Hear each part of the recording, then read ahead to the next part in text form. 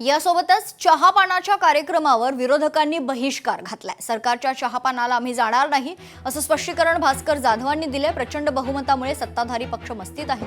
विरोधी पक्षाचा मान राखला जात नाहीये। सत्ताधाऱ्यांचं वर्तन संविधानाचा आदर करणारं नाही असं देखील भास्कर जाधव म्हणाले। लोकशाहीमध्ये सत्ताधारी पक्ष आणि विरोधी पक्ष ही दोन्ही लोकशाहीला अभिप्रेत असलेली अंग आहेत आणि लोकशाही मार्गाने निर्माण झालेली ही सत्ताधारी आणि विरोधी पक्ष अशी दोन्ही अंग आहेत। परंतु प्रचंड बहुमत मिळाल्यामुळे, पाशवी बहुमत मिळाल्यामुळे सत्ताधारी पक्षाचं वर्तन मी मगाचपासून तेच सांगतोय की सभ्यतेचं राहिलेलं नाही।